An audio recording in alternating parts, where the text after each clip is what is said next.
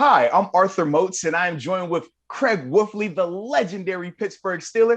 And today we're going to be talking about J.J. Watt choosing a different team instead of the Pittsburgh Steelers. We're going to obviously talk about Adrian Klemm and his impact. Then we're going to talk about the year two expectations for Kevin Dotson, Alex Highsmith, and Chase Claypool. So without further ado, Wolf, talk to me, man. We had some major news this week, man, in terms of older brother of TJ Watt and TJ Watt and Derek Watt, decided to take his talents to Pittsburgh West, aka Arizona Cardinals. Man, what were your thoughts on that? Exactly. Well, I thought it was funny because number one, you played for the Arizona Cardinals. I thought that was kind of interesting. And I thought, first of all, you already got Derek and you already got TJ. What's up with that? You don't come to see your brothers and play? I don't know. But I'm telling you, I thought it was really interesting because number one, it really kind of was when you see the whole blowback from it, I thought it was interesting. Steve Keim, the GM from the Cardinals, what did he do? He had Frank Caliendo and he had Blake Shelton helping to recruit J.J. Watt to Arizona. I thought that was sensational. What'd you think?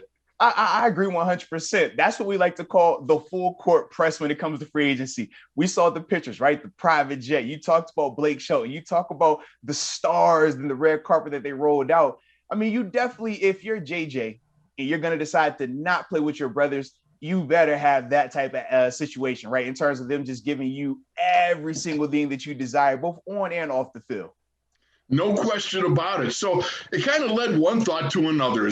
My brain is kind of tangentated, okay? Got so the wheels going. Thinking to myself, all right, if you were being recruited, all right, to, let's say Pittsburgh. There we go. Who would you want to recruit you? So I'm going to ask you, Arthur, who would you want to recruit you? Well, I feel like I should go just, super Yinzer and hit you with the Donnie Irish, you got to get the Donnie, right? Got to get Donnie. But for me, I'm going to go with, a little bit more of my generation. And it would be Wiz Khalifa and Chevy Woods, part of Taylor Gang, obviously. So that would be there. If I'm coming here on my visit and you're rolling out the red carpet and those are the guys welcoming me, yeah, I'm going to feel good about it. But obviously, what say you, Mr. Wolfley? Well, I would think this, all right? So if I wanted somebody maybe a little on the funny side to recruit me, I got to go with Chris Farley. Come on, Chris Farley. Who do you love? And the guy that can do cartwheels and heavy, hefty guys and crash into things and tear things up, And then because, like you said, going into the Pittsburgh ideal, you got to go with Joe Grusecki and the Iron City House Rockers. Now, there we go. That's a legendary band. And you could put Donnie Iris in there because that's from my era. That would be my frame of mindset. So beautiful. We got it down. There we go. So we know next time, if we need a free agent that we got to have, we both going to go to work, get these bands here, get these artists here, and make sure that we get the free agent that we want. Absolutely, brother. Absolutely. I thought that was so interesting. It was, man. And like you said, man, you just never know what goes on behind closed doors, right? JJ was very quiet about his recruitment. TJ was very quiet in terms of knowing the details about JJ and his recruitment as well. So it's always fun when we get these details, just be able to reflect on them and have a good laugh like we are right now. There's no question about it. One of the things I thought significant too was, it's not like JJ wasn't playing at a high level. I mean, he was the highest, I believe, the highest double team guy in the NFL last year. Around 30% of the time, you're facing those double teams. So he still was a threat, a major threat. And the fact is, Arizona got him. It's interesting because my brother, as you know, is down there. Yep. He's like the Tunch of Arizona. So as I often say, so it'll be interesting to see what his take is on it. Without a doubt, man. But either way, I'm excited about it. But I am glad that he didn't go in the division, right? If you got to go somewhere where you're not going to join your brothers, go to the other side of the country. And we appreciate you for doing such things. So, yes. Don't go to Cleveland. Don't go to Cleveland. Whatever you do, don't go there. But as we transition, speaking about his brothers, obviously TJ and Derek, this was a long and just crazy season for everybody in the NFL. But more importantly, we know with the Steelers, their schedule was impacted mightily numerous times with bye weeks changing. Obviously, you had the wild card game, but everything leading up to that from a COVID standpoint. So just talk about the importance of the 3 R's when the season ends. I'm talking your reset, your rest, and your repair. Talk to me about that. When you were playing during your day, Why was that important? And how would you go about accomplishing those things? It's interesting that you bring this up because we're going to have a different perspective here because you're going to bring more of a new school, me an old school perspective on how this all comes about. If you remember back in my day, we didn't have the bye week until the latter part of my career. I think it was the last 2 or 3 years of my career that we actually had a bye week. So once you hit the pedal to the metal in training camp, it was straight on through to whenever the season crashed at the end.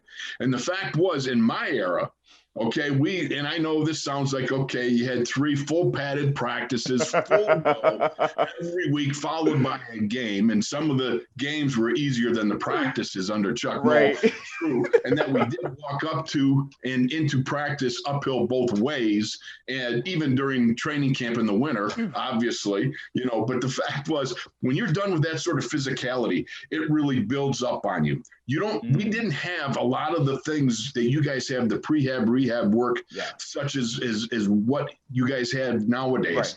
So at the end of the season, it was about crashing. It was about getting on the couch. You wake up, you roll out of bed, you get a cup of Joe, and then you get on the couch, and you're there for about the next month.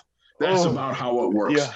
The younger you are, the quicker you go back to weight training. The older you are, the later you go back to weight training. And pain was your level of how, if you could lift your hands up above your head without pain, time to start lifting. Wow. Very, very different. But this is another reason why I always tell you how much I appreciate you and your guys laying the groundwork and the foundation, because my generation, we were doing that. We know that. We know that. So for us, the way that, I would go about it during my playing time, honestly, during the season, we were able, because of science, right? And just because of just how far technology has come, where you're constantly working on your body, you're constantly doing, things to stay on the front side of it. So you would get acupuncture, you would get massages, cold tubs, hot tubs, cryotherapies, and things like that. So your body, even though it's breaking down as the season progresses, it never got to just the bare bones, right? In terms of how you guys speak on it, where season's over, crash for a month. For us, when the season would end, obviously we were very sore, and obviously you're mentally drained as well. But we would always base it on how many snaps we played, in terms of, all right, if I played 1,000 snaps on defense, well, then I know I need to take 3 weeks off. If I played X amount of snaps, then I might need to increase that or decrease it, just depending on my role. But that was the big thing. And for me, when it came to rest, once the season ended, I said, I'm going to take a trip as soon as the season ended. I didn't care when it happened, whether it was first week of January, whether it was after the Super Bowl in February. For me, I said, I just had to get away, because especially nowadays, right? Social media is so prevalent. We don't ever get a chance to feel like you're unplugged. You're constantly, in front of people. You're constantly having to be on. So I felt like it was always important to just, me and the family, just get away somewhere I could just let my hair down and mentally relax.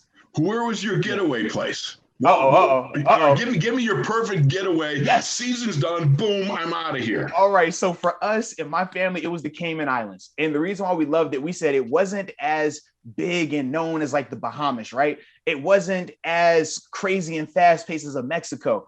But at the same time, we knew, hey, we could go over here. It was a quick flight, because newsflash, I don't like flying. So I wanted something that was going to be a quick and easy flight. It was literally a 3-hour flight, one way. I'm good, direct, no layovers or anything like that. But I'm ultimately able to just get there, and it's just a chill, just down the earth place. So that was my big thing that me and my family would always do to start my rest. And then after that, mentally, I can say, okay, now I'm ready to start back up. Now I'm ready to go. And once you get that, rejuvenation, once you're mentally back locked in, well, now it's just business as usual. Now we're going back and, hitting these weights and starting up to build that body back up for a season. But ultimately, man, that was one part that you couldn't overlook. And it was interesting to hear you say that, you would take a month off, because I remember, when we would talk, a lot of times, your group, you're like, man, we don't take days off. It's always pedal to the metal, keep grinding. So it is good to hear that y'all did at least give yourself some time of a break. See, the difference was this. My rookie year up at St. Vincent training camp, I happened by Joe Green with a gathering of reporters around him. And I heard Joe Green say to the guys, fellas, relax. He says, I know I'm not going to feel this good until February or March. I was thinking, huh? That's a long ways. Then when I got double-digit years deep into my own career, now I understood what Joe was talking about. Gadzooks, man. You need that time off. And And I don't know about you, but that first week was so precious, where you think all the cycle of building up to an intensity and then playing the game and then crashing, then rebuilding, and to do that for 20 straight weeks, 22 weeks, whatever it was, that cycle was broken, and you could lay on that couch, you could big dog it. I got kids. Hey, would you get daddy another Pop-Tart? Whatever. There we go. It was sweet. Well, and I do like the fact that we could both agree with this, right? When you're younger in your career, I'm talking years 1 through 4, you feel like Superman. You don't need the rest of recovery. What? I'm good to go, man. I could play tomorrow. Man, once we got to that back end, years 5 through 10, oh, man, rest became very, very prevalent. That became the priority for me. It was like, hey, I need to get off my feet. Daddy needs help. Can you get daddy this drink? Can you please get daddy this food? I always felt, my first 5 years, I could play a game, sleep, stay out late with the boys, and then sleep, and that roll out of bed in the morning, go lift weights. After about year 6, it was like, you play a game, you have dinner, you leave the nightlife to the younger guys, you head home, you fall out of bed the next morning, you crawl to the shower, whatever. Then, you start your day. And that's just kind of the way it was. Without a doubt, man. That is funny, though.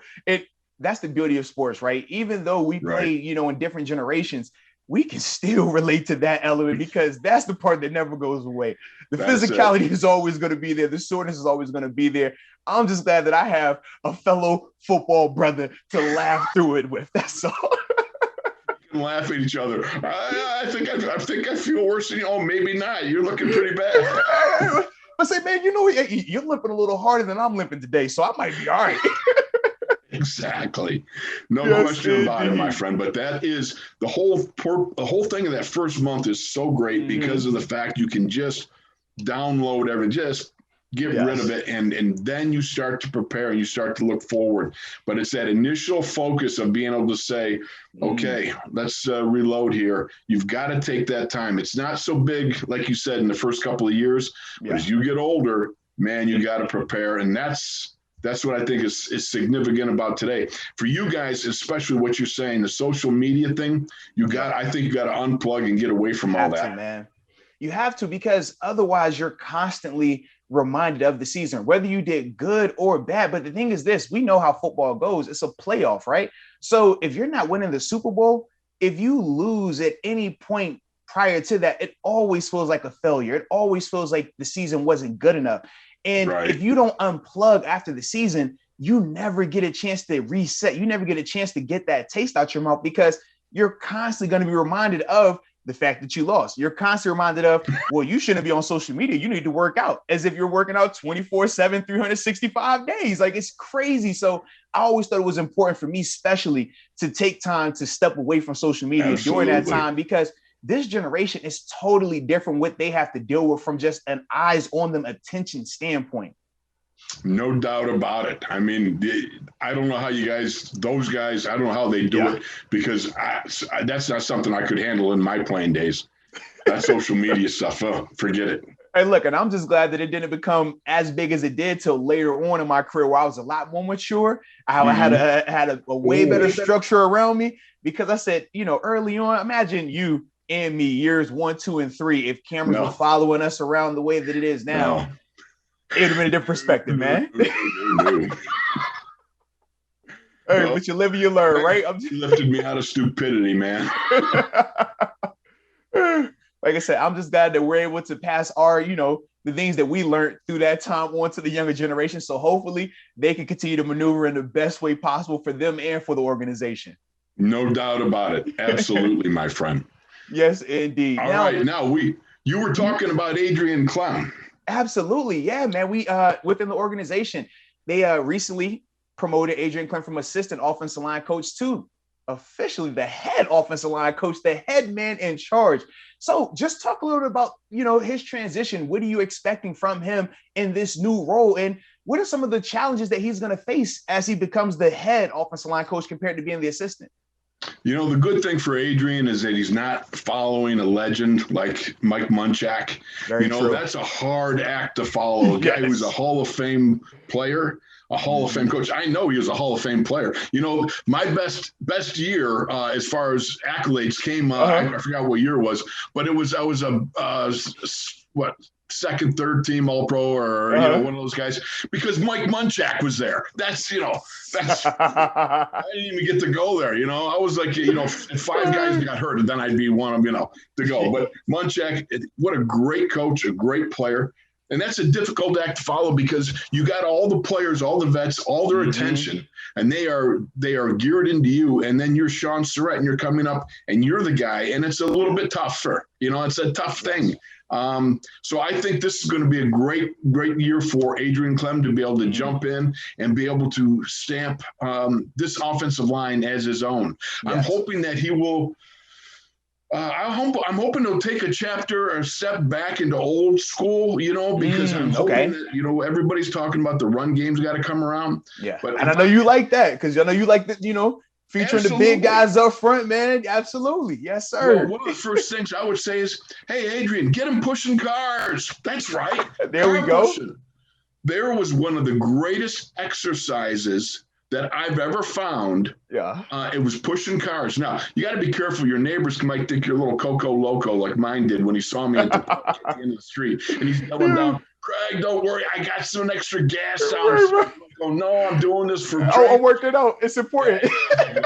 But here's the thing about it. Pushing cars teaches you to put your body in alignment for the strongest power pushing position that you can get, and you need that. You've got to have that weight forward. You got to be under and up, and you have to have leverage. And that's one of the things I think would be so great for Adrian to do, is introduce these guys to a 3-point stance, get them pushing cars, and then let them punch the heavy bag and wail at it.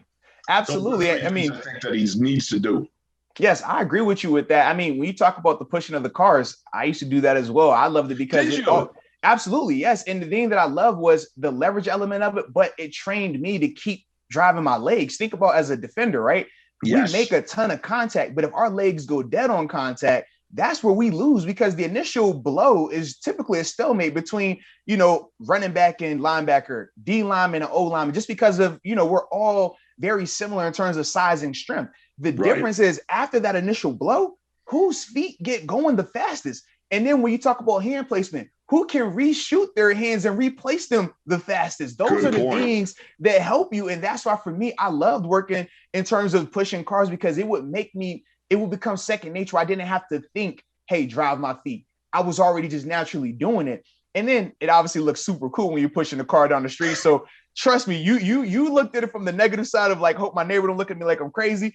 I looked at it on the side of, hey, man, they're going to look at him. They're going to look at me and say, man, that guy's a beast. Yeah. All but the one time I was on a slight grade one time because I wanted to add a little extra effort. I had a Jeep. So I pushed it up the hill, then I'd sit on the front bumper and then walk it back, that way.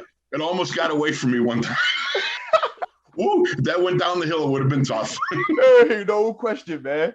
But, getting back to Adrian Klemm, man, so with him coming in now, obviously he was the assistant prior to this year, so he has a familiarity, which I do think is important.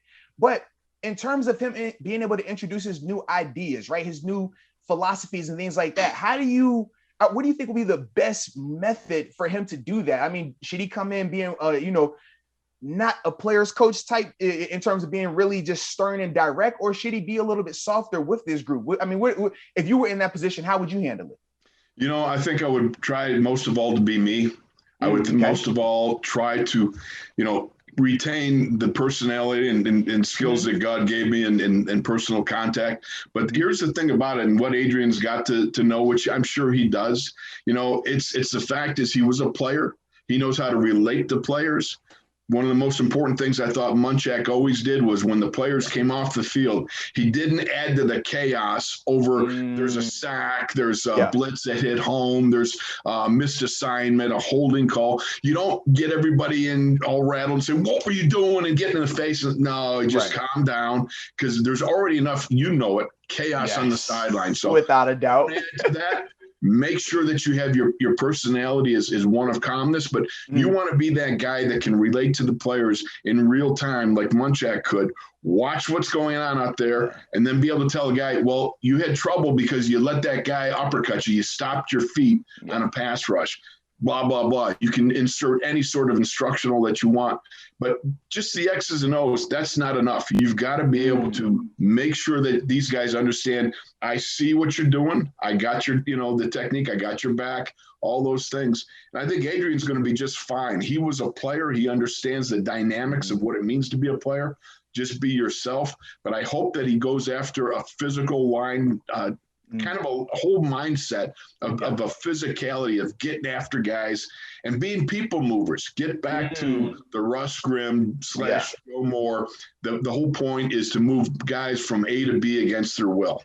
I like it. Absolutely. And I do think that that's going to be huge in terms of Adrian being a former player. I know from personal experience, I loved having coaches that played the game. It was just something about them being able to understand fully the different situations that happen on the field, certain things you see, certain things you just feel while you're out there, that if you haven't been on that field before, you're not going to fully understand that concept. And it could be a disconnect there.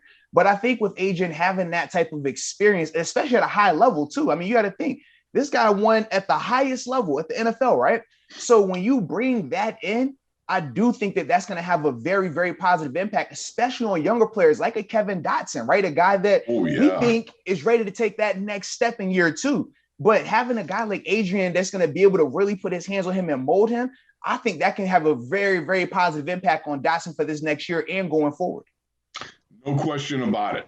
And that takes us to Kevin Dotson, one of your second-year players. All I see is upside for this guy, Arthur. All I see is upside. This kid's got – I don't know. He's got huge talent within that big frame of his. That's 6'4", 321 pounds of people moving power.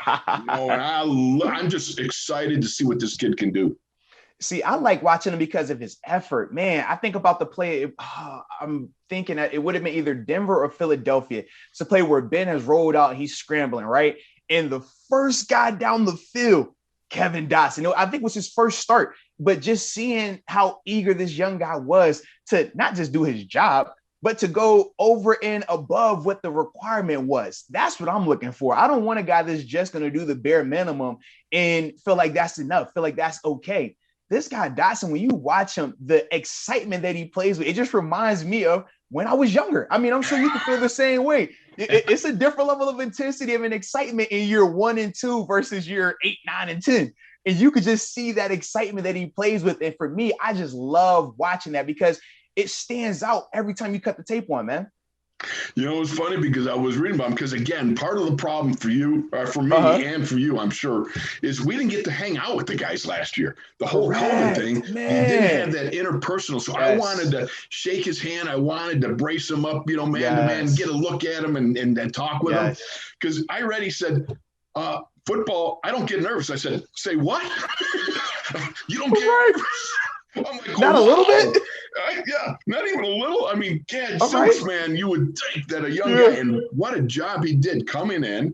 I knew he'd be a definite excellent run blocker, good run blocker, but I didn't know he'd be so good at pass protection. Yes. What a nice job we saw this kid. I look forward. His future trajectory is up for a long period of time. That's for sure. No, I agree, man. His development as a pass blocker, because like you said, the tape coming out of, him coming out of college, we knew he could run block, but we didn't know to the full extent of his capabilities as a pass blocker. And that's what makes him so intriguing. That's what makes him so dynamic.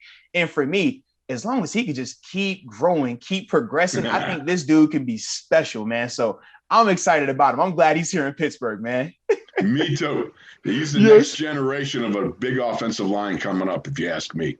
Absolutely. Now, we got another guy making a year 2 jump on the defensive side of the ball. Now, we can't just talk offense today, baby. We got to go to the dog side. Come on now, Wolf.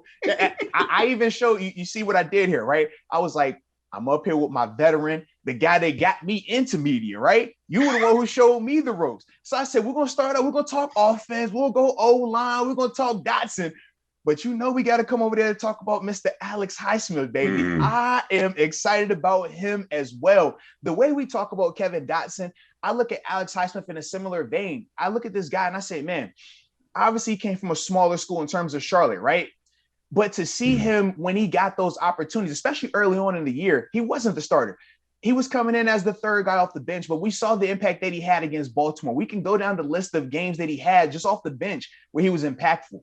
But the thing that impressed me the most was once he took over as the starting role when Bud Dupree went down, the moment never looked too big for him. You would watch him play, and it's like the kid flashes. In the run game, he flashes. In the pass game, he flashes. We all know the spin move that he has. I mean, it's just crazy watching him, and I just feel like he's just scratching the surface. I feel like he still has so much more that he's going to learn and grow into, but I'm really excited about him as well, man. Arthur, I think you're exactly on. One of the things I want to hear your perspective on is the fact when you talk about a guy as Keith Butler did from the very get-go, remember, Bud said, hey, listen, this kid doesn't make mistakes. He doesn't keep repeating mistakes. This kid is a one-and-done, learn-on-the-fly type of guy, and he's one of those guys words that you don't hear about a rookie very often. Very true. And especially in this day and age where you have all sorts of substitutions and sub packages and all kinds of baloney on the defense, right? You got all this stuff going on. This kid doesn't make mistakes, doesn't repeat those mistakes. That's got to be a tough deal. Without a doubt. But you know who else was just like that I had a chance to play with? Defensive Player of the Year candidate TJ Watt. When he came in from day one, he never made the same mistake twice. He was one of those guys we said, man, it looks like he's already been in this defense for 2 and 3 years as a rookie. And when you look at Alex Highsmith, similar things were being said about him. I was very fortunate to have TJ Watt as a rookie, to have Bud Dupree as a rookie, to have Anthony Chickillo as a rookie. All of those guys were very different, right? TJ, we said, was very far ahead in terms of the mental element. Whereas with Bud and Chickillo, that was the part that had to catch up, right? Because physically they had the talent. But seeing Alex mentally reminds me of where TJ was. You just see the pre-snap communication. That's a big indicator for me because understanding this defense, understanding how much communication goes on pre and post snap, you can tell the guys that are confident and the guys that are, kind of waiting to see if somebody else is going to say it to them first. When I watch Alex, when it's time for him to communicate, he is the first one putting his hands up, communicating with confidence. And to me, seeing that in year one, that's beautiful because the athletic ability, that's only going to improve. You're only going to get better once you get a full offseason, right? Once you don't have to worry about OTAs or a condensed training camp, when you actually get a chance to go and rest your body like a normal person would. Because think about coming out of college, what happens your senior year? You play your full season, then you got your all-star game, you got your pro day, you got the combine. So you never really get a chance to have a break. Now he's going to get that chance to, properly rest right now and come back for OTAs and really start to grow and really take that year 2 leap that we hear Coach Tomlin speak on all the time. So for me, man, I think this is a guy, the arrow is definitely pointing up in a major way. 3 things that really impressed me about this kid was didn't make mistakes, like you said, communication, he was there. Number 2, you can tell a pass rusher when he's got it. Oh, right? Without a doubt. Yes, the way they rush the passer, and they connect moves. They don't just have one and done. They can connect one move to another and flow to it and link to it in the middle of a pass rush. That's an instinctive thing. That's one of the things I noticed first when you came over. One of the first things Tunch Ilkins pointed out when we were watching you on the practice field, he said, watch how Moats links his moves together. There's no hesitation. He's got the uppercut to the club, to the spin, to this, to that, what have you. But there's no lack of, what do I do now? And that's another thing that I thought Alex has got. The third thing is I like the way he competes. If he gets off his feet, he gets back on his feet. And everybody can sit there and say, well, duh. But some guys, they don't bounce very well. Absolutely. The dirt, and it's a time lag before they get back up and re-enter the chase. Without a doubt. I like those 3 things about him. I look for him to build on them, but those are the 3 things that stood out to me.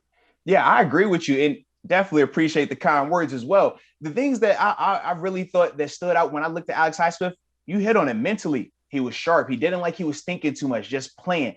I love his handwork, though, in terms of not only as a pass rusher, but as a run defender. Watch him when he's matched up against tight ends. Watch how he is ragged on these guys. He's the first to the steering wheel, meaning he gets his hands on the inside numbers, right, of the jersey. He's constantly getting there first before the offensive player is able to get to his numbers. And you could just see he has the intent that I don't want to just have my gap. I don't want to just say, oh, I did my job. I got the edge set. No. He's like, okay, I've done my job. Now let me go make a play. And that, to me, you either have that or you don't. And to me, seeing him do that as a rookie, I say, yes, this is a guy who he has the intangibles to take that next step. So without a doubt, man, he's definitely going to be a guy that we're going to be excited to see in year 2. But, we got to talk about one other guy making that. We got to go back to the other side of the ball, though. Absolutely. Come on now. I figured this. We know that the offensive players, especially the skill position players, get all of the fanfare, and rightfully so. But since it was a defensive guy, doing this thing today, I figured I'd put him on the back burner. So now that we've shown love to our offensive linemen, because we got to do that, we show love to the dark side of the ball. Shout out to the outside linebackers. Now we're going to go to the glamour positions, the superstars, and we got to talk about Chase Claypool. And, I mean, let's be real. He blew all of us away this year, right? He did.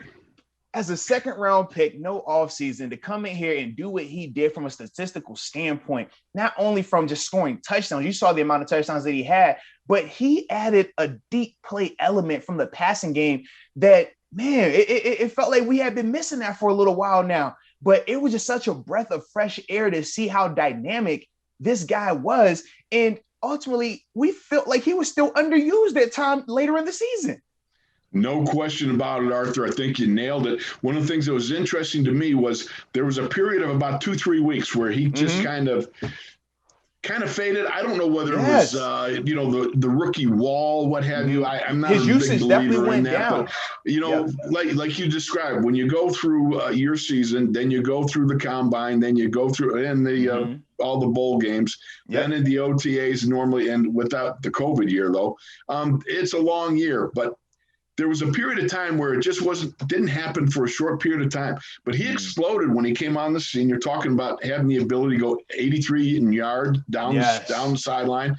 We're talking about one of the things I love most was he had 2 or 3 touchdowns, but he's also L3 on the kickoff team making. I love that. I love that part about him, man. There's a lot there that you can unpack on this young man, and I'm really looking forward to him taking the next step and really learning the nuances of running the pass pattern tree. Making sure all the stuff that you got to do, whether it's the little bit of push off or whatever you got to do, as a veteran, not that you don't be an animal about it.